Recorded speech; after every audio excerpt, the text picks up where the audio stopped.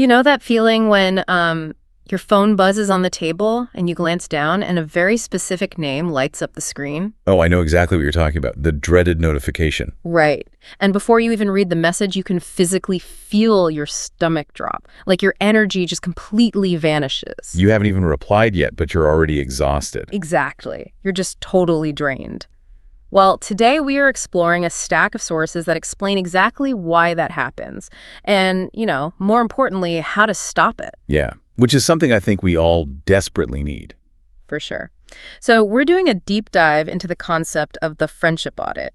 It's basically this framework for identifying which relationships are actually helping us grow and, well, which ones are silently holding us back. And since navigating relationships is complex enough, doing it across different languages or cultures it adds a whole other layer of difficulty. Oh, absolutely. So as we explore these sources today, we're keeping our pace deliberate and steady. We really want to ensure that the concepts and the specific English phrasing used to describe them are crystal clear. Because protecting your emotional energy isn't just about understanding the psychology, right? It's about having the practical vocabulary to, actually set boundaries in your everyday life. Right. If you don't have the words, you can't protect your peace. Exactly. Okay, let's unpack this. That physical reaction to a text message is so common, but I think most of us just kind of brush it off. We do. We blame it on a long workday or not getting enough sleep. Yeah, but the sources point out something fascinating. They say certain friendships operate exactly like a hidden app running in the background of your smartphone. That is such a great analogy. Isn't it? You don't realize the app is open, but it's quietly, continuously draining your battery to 0% while your phone is just, sitting in your pocket. The smartphone analogy is actually a perfect representation of the cognitive load these relationships require. The sources refer to this specific dynamic as emotional draining. Emotional draining. Okay. Yeah, and the people who habitually cause it are called energy vampires. Energy vampires. That paints quite a picture. It really does. Because when you interact with an energy vampire, your brain is working overtime. You're constantly monitoring their mood, filtering your own words to avoid upsetting them. Walking on eggshells, basically. Precisely. And you're just absorbing all their negativity. That requires a massive amount of neurological energy, which is why the exhaustion you feel is quite literal, not just a metaphor. Oh, wait, isn't listening to your friends' problems just part of, being a good friend? Well, if someone is going through a tough time, like a breakup or a hard time at work, I would feel like a terrible person if I didn't let them vent to me. that is a crucial distinction to make. And it really comes down to the concept of reciprocity. Reciprocity. So Yeah. like a mutual two-way street. Exactly. Mutual two-way interaction is the foundation of a healthy bond. When a friend is going through a crisis, you naturally lend them your energy, knowing they would do the same for you. Right. Because it's temporary. Yes, it's a temporary imbalance.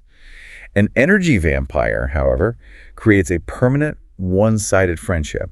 They don't just occasionally vent. They use you as a permanent emotional dumping ground. Oh, wow. They complain about the same boss or cry over the same failed romance, but they never ask how your day was. They take, but they never offer a return on that emotional investment. So it's the chronic nature of it that makes it so dangerous. They aren't looking for solutions. They're just looking for a place to offload their anxiety. Exactly. And I suppose if you let that go on long enough, it stops being a friendship and crosses over into what we'd call a toxic relationship. Precisely. Becomes a toxic relationship because it silently conditions you to ignore your own needs. You start shrinking yourself to accommodate their endless crises, and over time, that completely erodes your mental health. So for our English learners listening, if someone is trying to explain this dynamic to a partner or a therapist, having the right words is half the battle. It really is. You could simply say, he is such an energy vampire, and the visual is immediately clear. Right. Everyone knows exactly what you mean. Yeah, or if you want to focus on the physical impact, you might say, I feel completely drained after talking to her. Drained, yes. The word drained is perfect there because it treats your energy like a literal resource that has just been emptied out. And by using those precise terms, identifying it as a one-sided friendship that leaves you drained, you pull the problem out of the abstract. You give it a name. Right. You stop thinking, maybe I'm just a bad, unsupportive friend. Yeah. And you realize, no, the structure of this relationship is fundamentally imbalanced. Which naturally leads to the big question, how do we actually fix that structure? Right. If we recognize that our energy is a limited resource, Yeah. we need some way to measure where it's going. And this is where the sources introduce this idea of a friendship audit. The friendship audit. Yeah. But here's where it gets really interesting, because I have to admit, when I first read that term, I bristled a little bit. Oh, really? Why is that? Well, how do we actually measure a friendship? It's not like grading a math test. An audit sounds so corporate. It sounds like evaluating your friends on a spreadsheet, which feels incredibly cold. It does sound clinical on the surface. I completely agree. Mm-hmm. But the sources frame the friendship audit not as a judgment of other people's worth, but as an act of radical self-care. Okay, that makes it sound a bit better. It stems from the realization that as we move through life, our emotional capacity is finite. The golden rule here isn't to be cold-blooded. It's to embrace the concept of quality over quantity. Quality over quantity, always a good rule. Exactly. Maintaining 30 superficial acquaintances who constantly demand your attention will leave you fractured and exhausted. Cultivating 3 deep, secure relationships will leave you nourished. I see. So it's not about assigning a grade to a person. It's about evaluating how these interactions physically and mentally affect you. The framework the sources provide divides the people in our social circle into 2 main categories, starting with the elevators. The elevators. I imagine these are the people who, well, leave you feeling better than when they found you. Exactly. The elevators provide inspiration and psychological safety. The defining characteristic of an elevator is that interacting with them requires 0 performance on your part. 0 performance? That sounds amazing. It is. You can show up completely exhausted, look at them and say, "I'm not doing well lately," and there is no pressure to fake a smile. You don't have to put on a mask. There is a phrase we use in English that captures that feeling perfectly. We are on the same wavelength. Yes, being on the same wavelength. When you are on the same wavelength with someone, you don't have to constantly explain your intentions or worry about being misunderstood. Your mental frequencies just naturally align. It removes all the friction. That lack of friction is incredibly restorative. And another hallmark of an elevator relationship is how they handle distance. Oh, right, because life gets busy. Exactly. Sometimes you don't text a friend back for 2 weeks because you're overwhelmed with work. When you finally reconnect with an elevator, they don't punish you. There is no guilt trip. The foundation of the bond is secure enough to withstand pauses.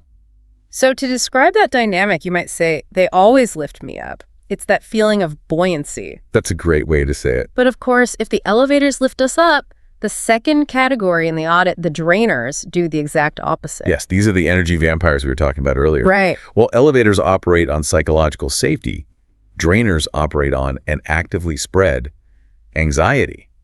If you think about the times you gather with this group of people, pay attention to the emotional aftertaste. The emotional aftertaste, I like that. Is the conversation entirely built on collective complaining?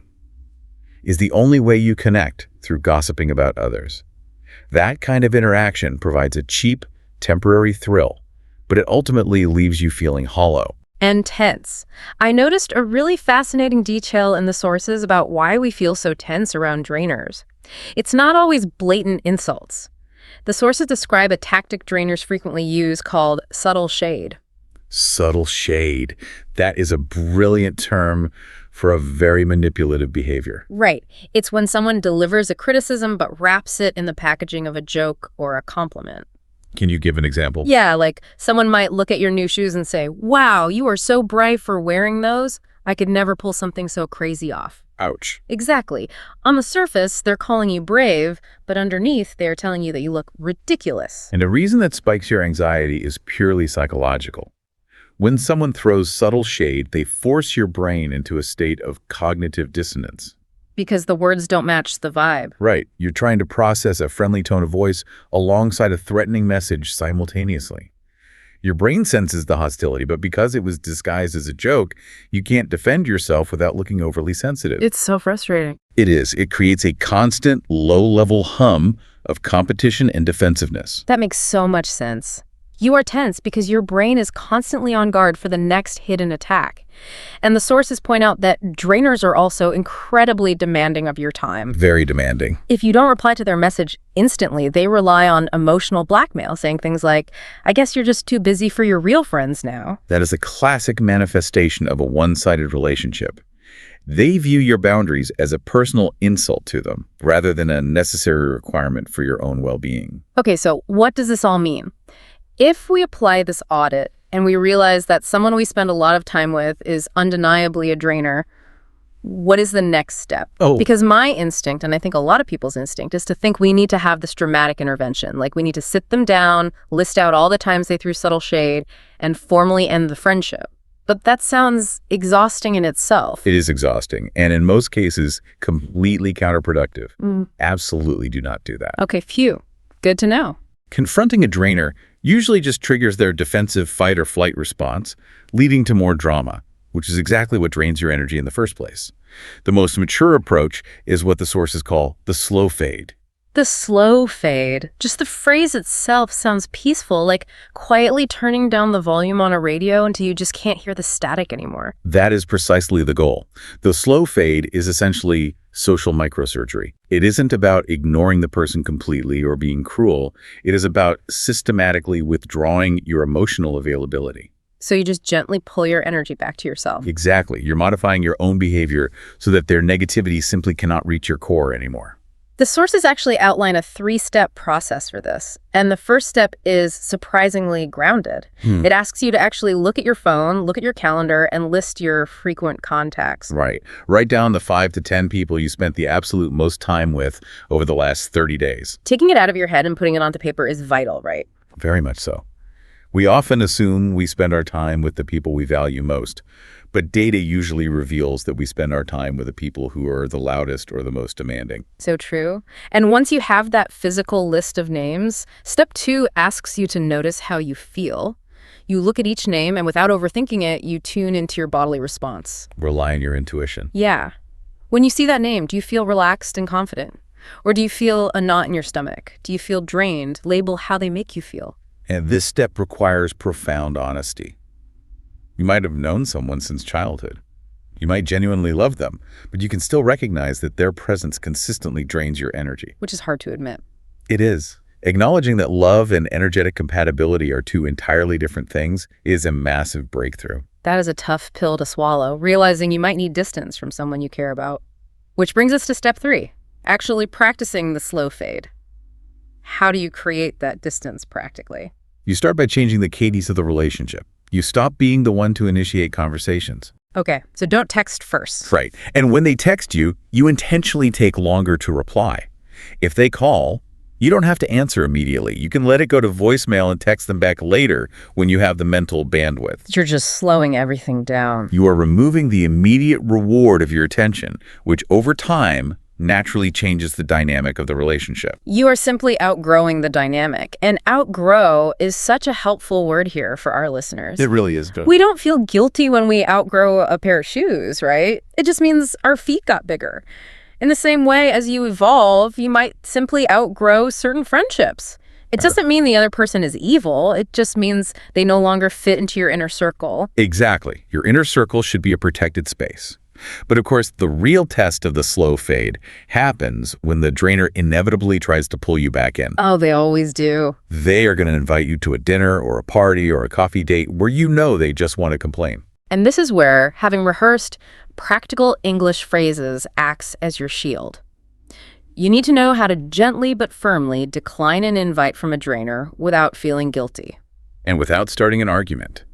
The key to a successful boundary is making it entirely about your own needs rather than their behavior. The sources offer 2 brilliant phrases for this. The first one is, "Thank you for the invite, but I'm prioritizing some quiet time tonight." Let's analyze why that works so beautifully. It begins with, "Thank you for the invite," which softens the rejection and shows basic politeness. Right. But then you use the word prioritizing. By saying you are prioritizing quiet time, you are stating a fact about your own schedule. You aren't saying, "I don't want to see you because you exhaust me." Yeah, that wouldn't go over well. No, it wouldn't. You are saying, "My time is currently allocated to rest." It leaves them absolutely nothing to argue with. It's bulletproof. They can't demand that you stop needing rest. The second phrase the sources provide is for those moments when you are feeling deeply overwhelmed by someone trying to dump their problems on you. This is a vital one. You can say, "I don't have the emotional capacity for this right now." That is a masterclass in emotional intelligence. It requires a level of vulnerability, but it establishes a rock-solid boundary. Emotional capacity paints a picture of a container. You are communicating that your container is full. It's full. Nothing else can fit in there. Exactly. Again, it isn't an attack. You aren't accusing them of being too dramatic. You're simply stating the reality of your own limitations. Having these phrases ready in your mind really removes the panic. You don't have to scramble to invent a fake excuse about, having stomachache or having to work late. You can just kindly, firmly state your boundary and protect your peace. And we must remember that clarity is a form of kindness. By being clear about your boundaries, you are preventing resentment from building up, which is ultimately healthier for everyone involved. This framework completely changes how we view our social lives. From recognizing the physical toll of energy vampires to understanding the subtle shade of drainers and learning how to protect our inner circle through the slow fade. It's incredibly practical. The sources actually provided a daily healing affirmation to help cement this mindset, and I think it's incredibly powerful. Affirmations are a great tool for retraining the brain to accept new boundaries without guilt. So if you are listening right now, maybe just take a soft breath, let your shoulders drop from your ears, and let this sink in. I have the right to choose who enters my inner circle. Protecting my energy is not selfish. Protecting my energy is not selfish. That truly is the cornerstone of everything we've explored today.